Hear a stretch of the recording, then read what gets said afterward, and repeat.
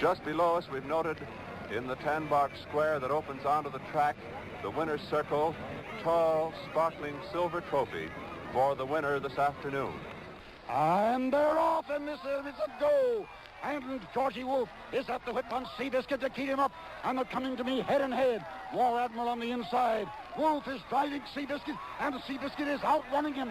Seabiscuit is coming to me 1 length, 2 lengths in the lead. And he came right over 2 lengths. He goes by me.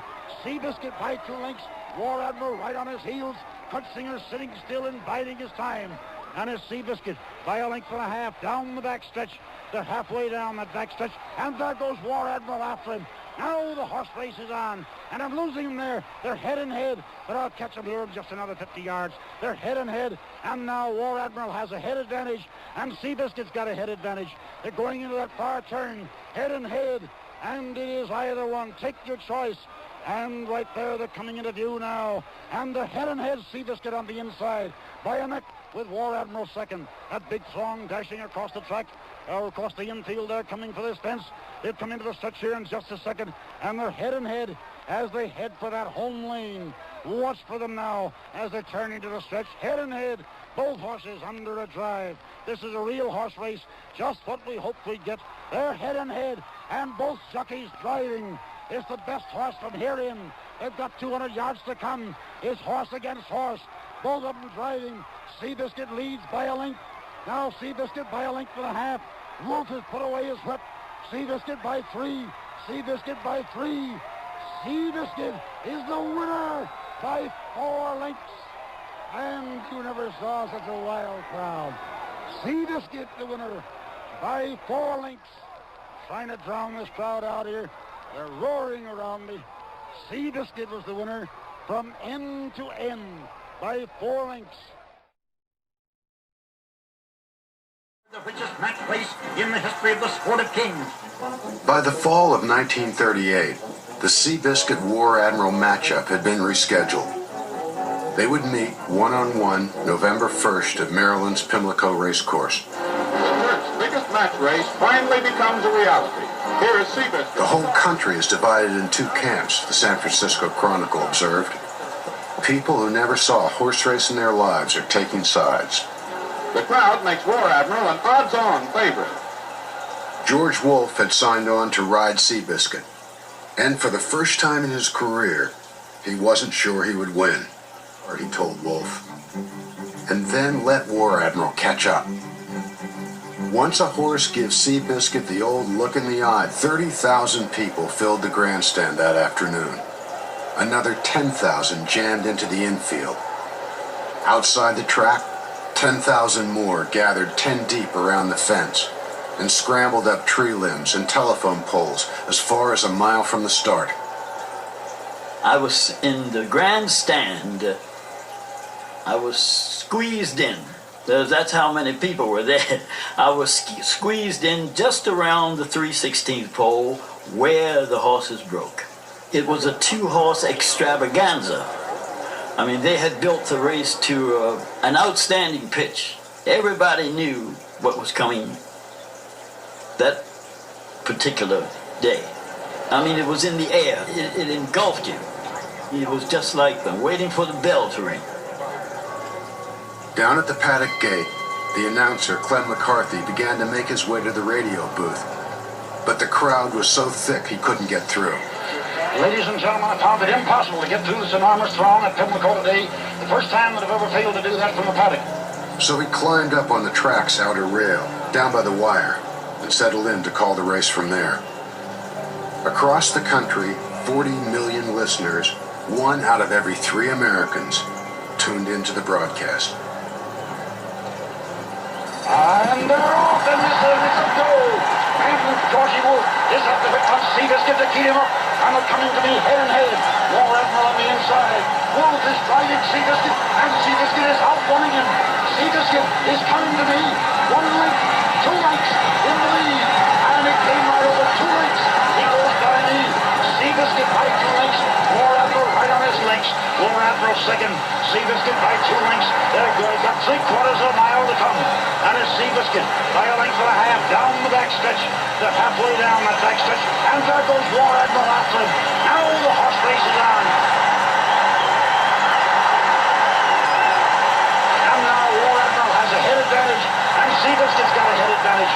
They're going into a far turn as they head for that home lane. Here in, they've got 200 yards to come. It's horse against horse. Both up and fighting. Seabiscuit leads by a length. Now Seabiscuit by a length and a half. Wolf has put away his foot. Seabiscuit by 3. Seabiscuit by 3. Seabiscuit is the winner by 4 lengths. And you never saw such a wild crowd. Seabiscuit the winner by 4 lengths. Trying to drown this crowd out here. They're roaring around me. Seabiscuit was the winner. Seabiscuit's final time blazed across the tote board. No horse in Pimlico's history had ever run the distance so fast. Speed of that kind, one turf scribe said, is what's known as kissing the boys goodbye. It's a hero's reception. Seabiscuit, undisputed king of thoroughbreds. He rewards his backers with $6.40 for each $2. And that's certainly worth a blanket of blood. Seabiscuit did just what I thought he'd do, Pollard told a columnist the next day. He made a rear admiral out of War Admiral. When it came time, a few weeks later, for reporters to cast their ballots for Horse of the Year, there was no debate over which one deserved the honor. The biscuit, sports writer Bill Coram wrote, turns out to be the kind that Mama used to make.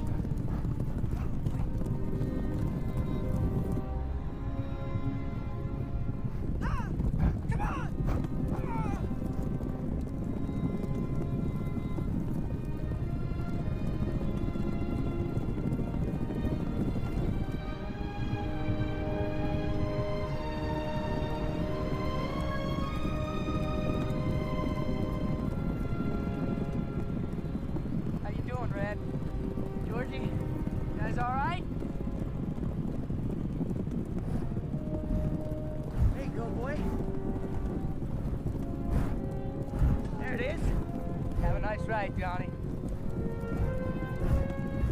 Come on, Pops.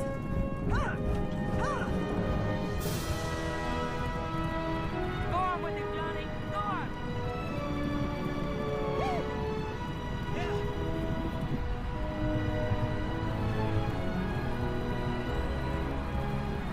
Come on, Lord.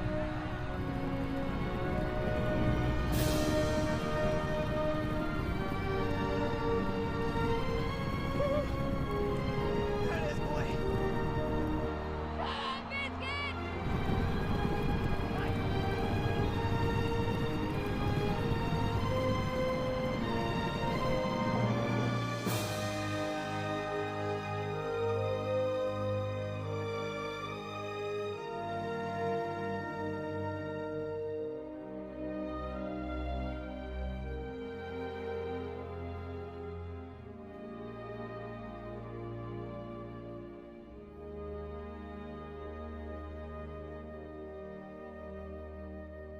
You know, everybody thinks we found this broken down horse and fixed him.